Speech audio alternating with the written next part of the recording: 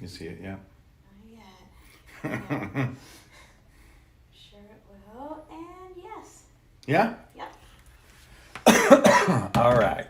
Hello there. Welcome. Welcome to our Monday meditation. Hope you all had a nice weekend. Is it framed okay? It's a lot above your head, but How's that? I don't know. Is that yet. better? It's delay. Yeah, I know. Good. All right. So, hope you all had a nice weekend.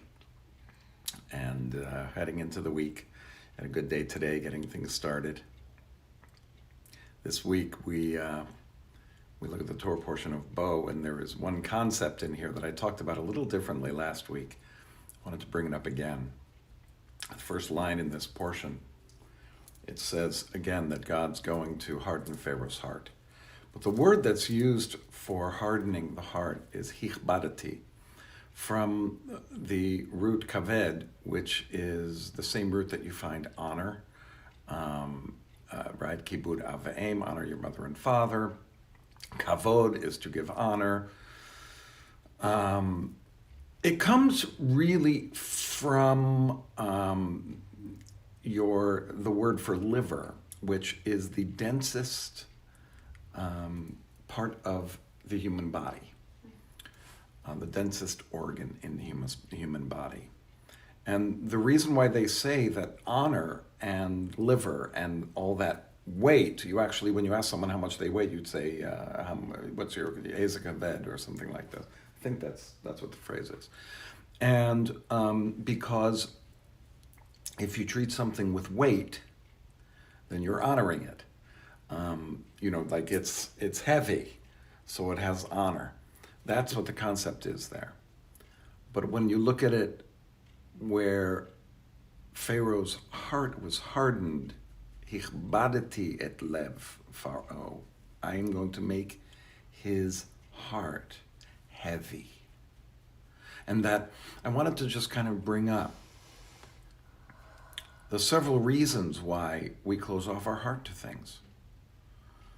One could be that we're beaten. Our heart is heavy.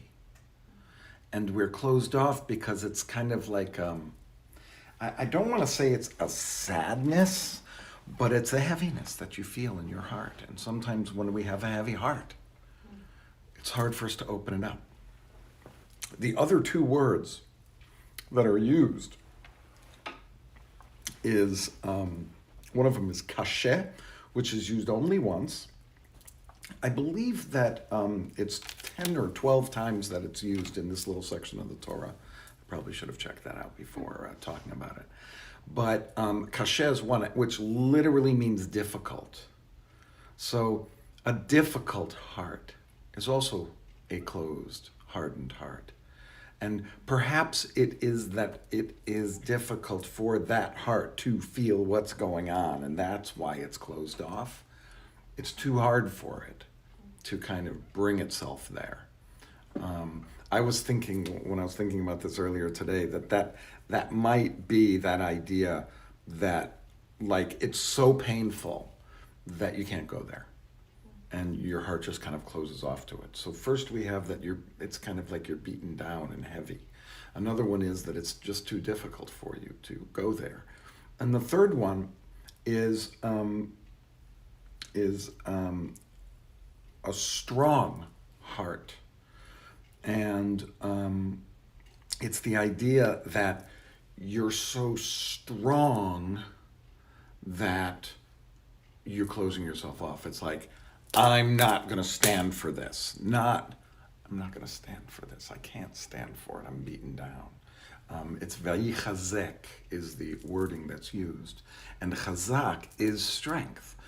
So, I would say there's these three ways to look at why we harden our heart to things. The first one is we can't go there. It's too difficult for us to go there.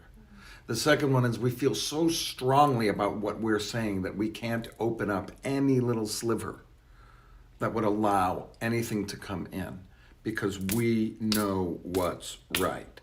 And then the last one, and this is the one I think that God wanted for Pharaoh, was just to beat him down. Just so everything was coming down on him and he wasn't able to open up his heart because it was just so heavy. I guess the logical question is when we feel like our heart is closed, or we feel like it's hardened, what is it typically for you? Is it when you're kind of beaten down? Is it when you're too strong? Is it when you just are afraid to go there? What is it that typically keeps you from opening your heart to somebody else, or to a concept, or an idea, or to a particular thing that you're about to do? Why do you close off? I think that's a wonderful mindfulness practice, is to figure out within yourself, what is it that closes you off to things? What keeps you from being open?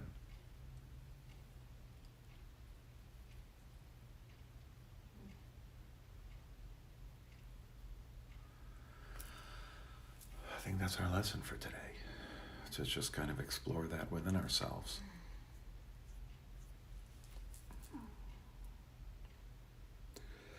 We're going to start a couple minutes early. Let's begin with that. Let's begin actually thinking about, for just a couple of minutes, let's say, about where it is that we close ourselves off and why we close ourselves off. And then I'll interrupt us and take us to our breathing and our quiet. I think we're going to need to have our peace inside of us in the next couple of days. So let's think about, is it that your heart is heavy, that your heart is strong, or that your heart is, it's difficult for your heart to go there? Which of those kind of fits you? And then I guess the question would be, how could we combat it? And for each of us, I imagine that would be a different answer.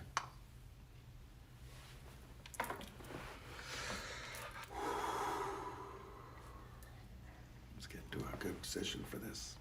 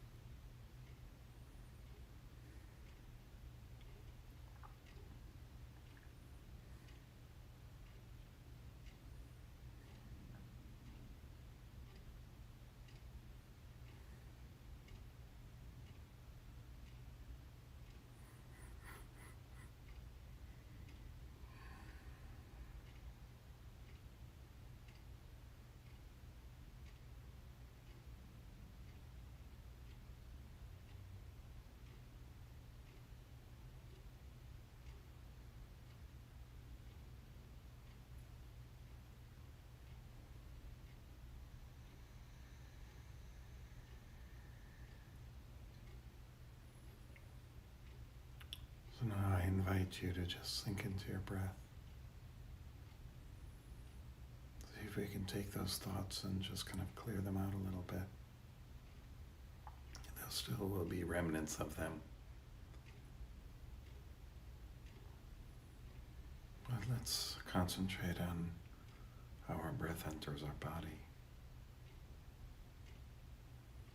how it goes out. I like to think of concentrating on our breathing as an exercise of the soul. 3 aspects of our soul that we think about. The ruach, which is the actual breath and wind that flows in and out. The nefesh, which is the refreshing of the breath. So it is that moment at the end of the breathing out, before you've breathed in, but you're not really breathing. And that moment when it turns from inside, breathing in, to breathing out, those 2 times at the beginning, at the end of the breath, is the nefesh. And the neshama is how those 2 things work together to make the whole of the breath, to keep us going.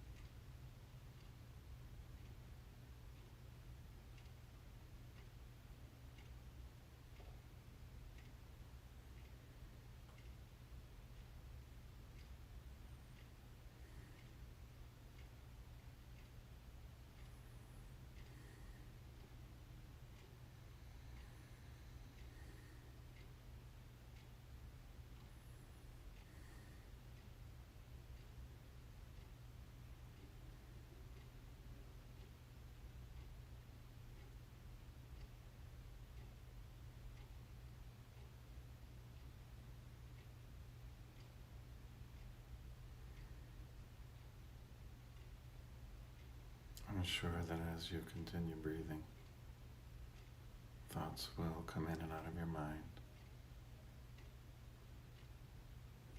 with love and kindness, with chesed. Just bring yourself back.